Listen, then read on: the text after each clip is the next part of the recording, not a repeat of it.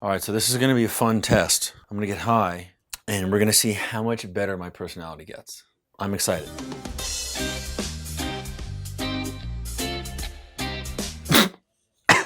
Funny story, I actually forgot what I was going to talk about. So I'm going to go check my email and look for something that pisses me off, and then I'm going to come back and make comedy of it. Killing's not a joke. Killing's not a joke.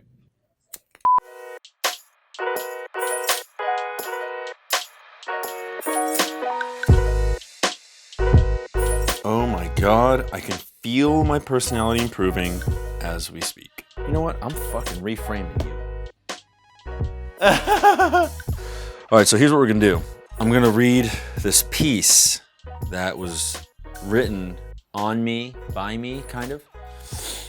And on this piece, it was the story from Authority Magazine did on me. I recorded a video of me answering questions, and Scott Yaffe, our PR guy, typed it up and sent it to them.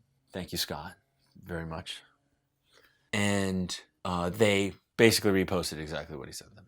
So I remembered when I did the interview, I was like, I think I took myself a little too seriously. So now I need to rip myself apart.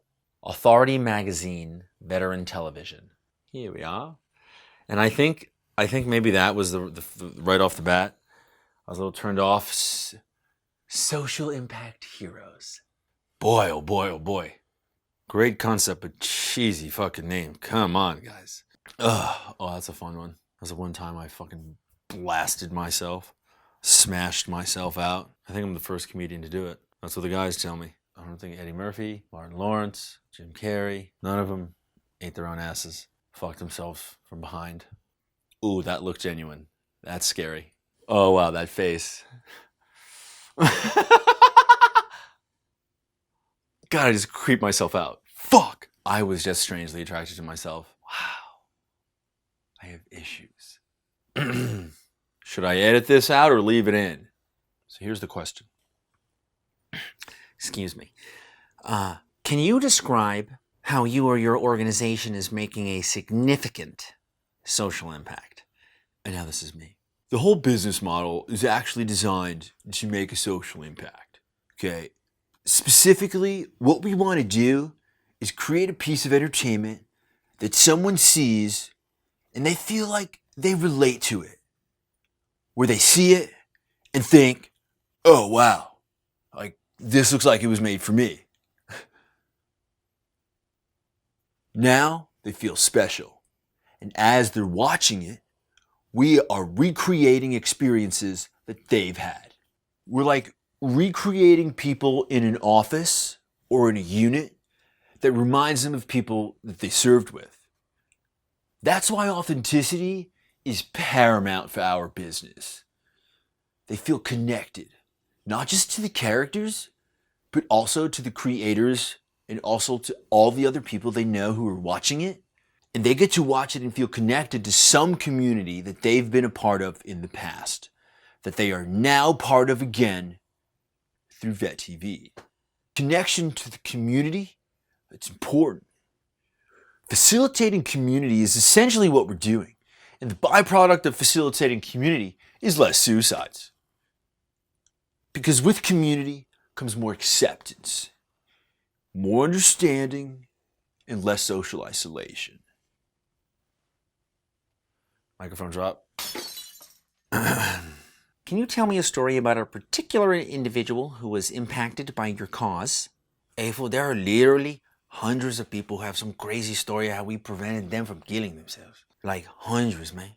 But very recently, a story I really like and appreciated was a guy who said he was watching Vet TV and it pulled them out of a dark place and made him like feel normal. Like that was cool. So like prior to that, Holmes, he just been in like a funk. Those who like dealt with depression on any level know how demotivating being in the depressed state is. Did I just go Brazilian? Fuck. The daily functions of like getting out of bed, brushing your teeth, eating healthy foods, exercising, being on time to things, Everything. You just don't care about it as much. Holmes said we pulled him out of like his depressed state and shit. Like he started going back to school, and he went from working 2 jobs to getting a new job with the union, and he went from having a job to a career. He said that he would watch our stuff almost every day, Holmes, and it helped him get through his days. But like, if you don't mind, like, can I go get some water? Cause I'm like really thirsty and shit. Watching this fucking episode right here, IOC. It's one of my favorite ones. It's about the first women to get through IOC. And anyways, I saw something in my performance, and I was like, I want to take it down. Guys, John, can we take it down and do a quick re-upload? Quick edit, bro. No big. Just gotta do some color correction and then cut that scene a little short. Thanks for letting me hold up this entire fucking company process to do that. I appreciate you. So what were we talking about? Oh, we were gonna read something.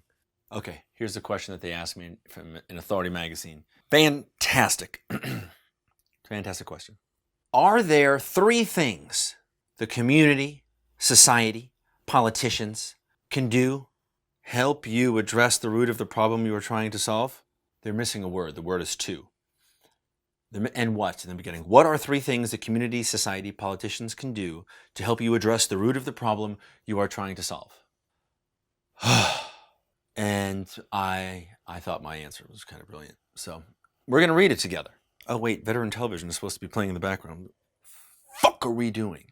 Okay, so here we go. Here's what I got for them. One of the things they can do is accept the fact that despite the controversial and intense, graphic, racy nature of our stuff, despite that, there are tens of thousands of people right now, almost 42,000 of them, who have been willing to pay to see it. Of all the programming out there, ours was good enough that they paid to watch it. I would like outsiders to let that sink in. Boy, oh boy, I can sound obnoxious, can't I? Oh my God, I get it from you, Dad. Let that sink in for a minute. There are very few people in entertainment who sell directly to the customer. So I'd ask that they accept it as something truthful and powerful. And then ask why before you become appalled at some of the stuff we have created. Ask why, should I put a comma there, why are people willing to pay for it and why are they laughing? And use our business as an example of the way to understand the psyche of this community. Oh man, that was good.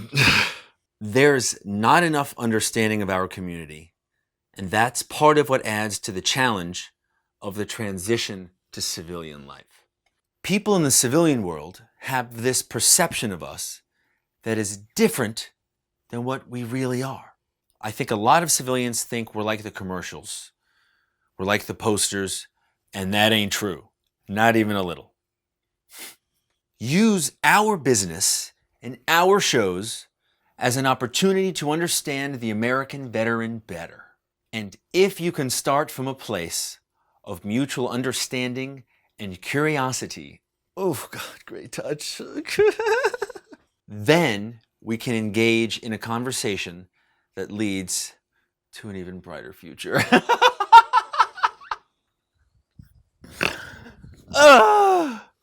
What are we doing here, man?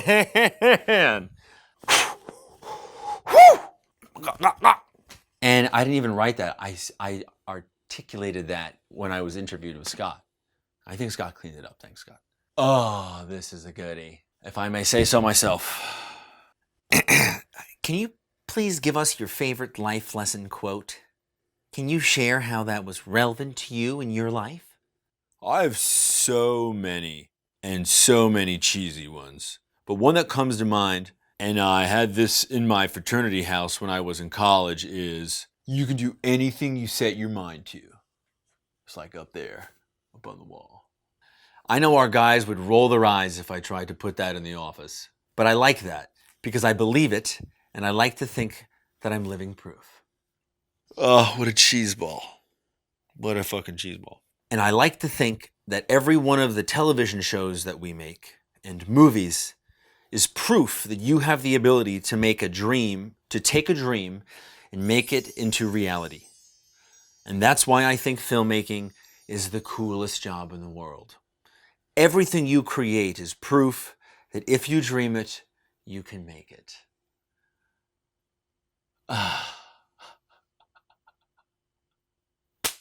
Okay, last one. You are a person of enormous influence. If you could inspire a movement that would bring the most amount of good to the most amount of people, what would that be? You never know what your idea can trigger. We created a movement, and that movement started with the nonprofit Irreverent Warriors. The nonprofit has had very little money, no big investments, or no big donations, and yet over 43,000 veterans have come to our events. That's insane when you think about it. The Silky's Hike event is a movement, and it's a movement because people are able to start it up in their own city across the country and bring veterans together. It's magic and power. Whew. I want to take this movement and make it bigger by getting more veterans involved, getting more influential veterans involved, motherfucking my best, and bringing more entertainment, basically making a USO tour out of these nonprofit events that are existing all over the place. So there we go. There's my nonprofit plug. Poof. And I think we're going to head to bed now. Maybe fuck the hand a time or two. And I think that's the fucking move. That's the move, dude. Well, it's been really nice hanging out with you, myself, this evening. And please make sure you leave something in the comments that adds value, you know, share a story. The comments are a little garden, just planting.